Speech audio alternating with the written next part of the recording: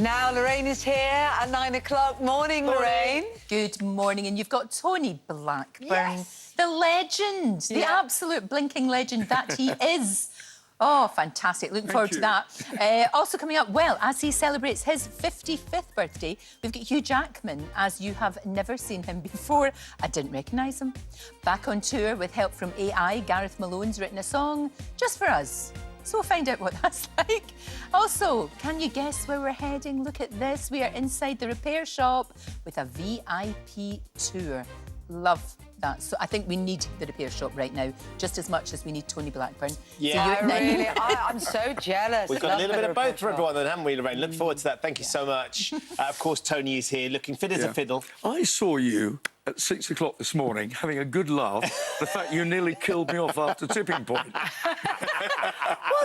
I was all right till I did tipping point, and suddenly I ended up in hospital for 2 months. Kate knows how you feel, to be honest. I know. All on you. It's all Ben Shepherd's fault. So it was literally when you went to record the tipping point episode, which is not long since he's gone out. It wasn't literally... I didn't actually literally kill him. No, you didn't. No, the literally was going to be attached to it. Was very close to, not the literal killing. We should explain. So you'd come to film Lucky Stars with us. Yeah. Brilliant show. You and Tim Vine and enjoyed it very much. Megan McKenna was on as well. You'd won. I think we've got the moment that Tony wins. So I think maybe it was the excitement of the drama. No, it's you, Shep. Here we go, and this is the moment that you win the £20,000, Tony. We were thrilled to bits. Oh, I was. Wow. Oh, I loved doing that show. But it wasn't. It was 2 weeks later. What happened? I think it was about 2 weeks later. Went home. I collapsed on the floor. I had pneumonia, Emily. I didn't realise it. I collapsed on the floor. I was rushed to intensive care. Not intensive care, sorry. A&E. Yeah. And I had this stuff, oxygen, shut up. And the guy there, the doctor said, I think you're going to be in hospital for a little while. And I said, I can't. I've got to do a show in 2 days. And he said, I don't think you're going to do that. And I had sepsis, and I had poisoned blood, and it went into the heart. And I think probably if they hadn't caught it soon, I wouldn't be here.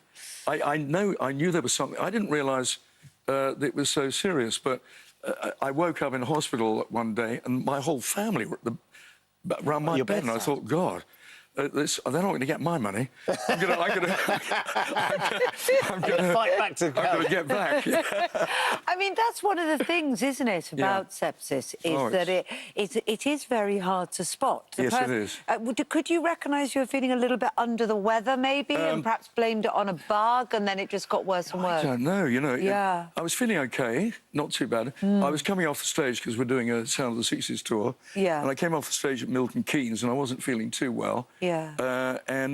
But about a couple of days later, I just went home, collapsed on the floor, couldn't get up, and rushed into hospital. And I'd never heard of sepsis before. Right. But I've talked to the experts, and anybody can get it. I interviewed somebody who was stung 3 times. Right. And he ended up in hospital with this thing, and he nearly died. And I said to the expert there, because I did a little film on it recently, and I said, is there anything we could do which would stop this? And he said, no. And he said, it is very difficult to spot once you've got it. Yeah, until something dramatic happens. So it was... fortunately, you just got fantastic care and you got to hospital at the right time. But 50,000 people die of this in this country every year. Yeah, it is. And it's a frightening thing. Numbers. And it's nothing to do with being fit or anything like that. No. Or over-exuberance and celebrating delightedly with me. Probably being on tipping point isn't the best thing to do if you're feeling under the weather. Had you got pneumonia, or were you recovering from pneumonia when you came on the show? I was doing shows with pneumonia, because it's very difficult to know if you've got it or not. I felt just a little bit under the weather, I suppose, a bit, but, I was going on doing the shows and enjoying them. Yeah. And that was it. I didn't realise I was so unwell. I mean, the thing is I think what this tells us is how professional you are. Yeah. You are somebody that, you're the exact opposite of somebody who at the first sniffle cries off, aren't you?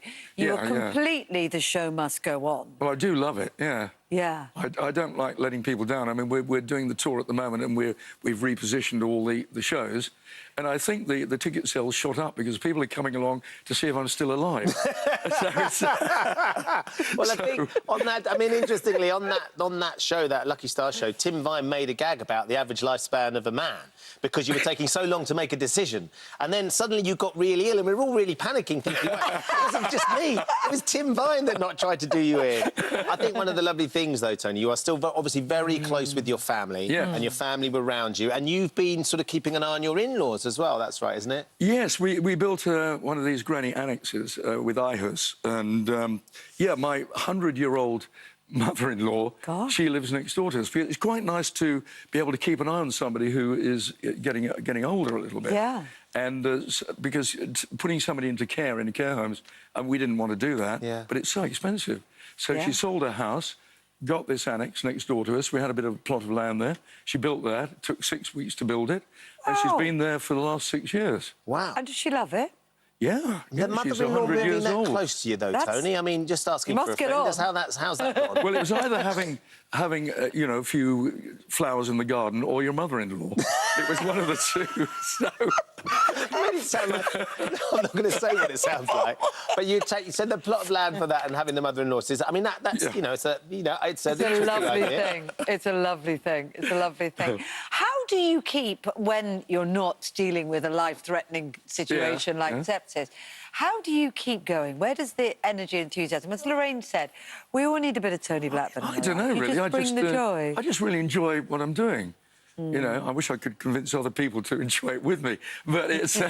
But I just love it. I love broadcasting and the shows we're doing around the country. You know, I've got a 7-piece band and singers, and it's packing the places out. And I'm entertaining an audience that is older, you know, 50-year-olds. And we have just a great time. And I love working with musicians. I used to be a singer and guitarist with a big dance band in Bournemouth many years ago.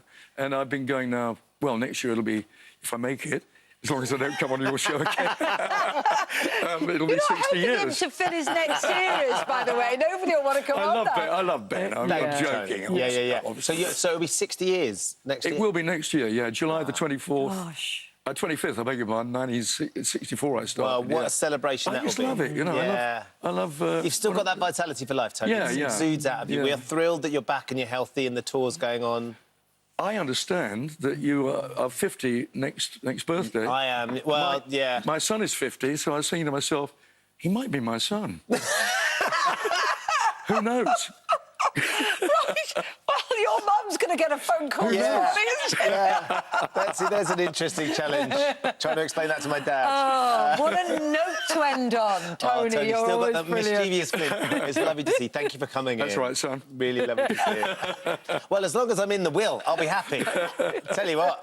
Right, then, we're going to take a short break. He's not going anywhere, though. That's I need to try and unpick the problems I have now with my family and my parentage. We'll see you on the other side of this break. See you in a bit.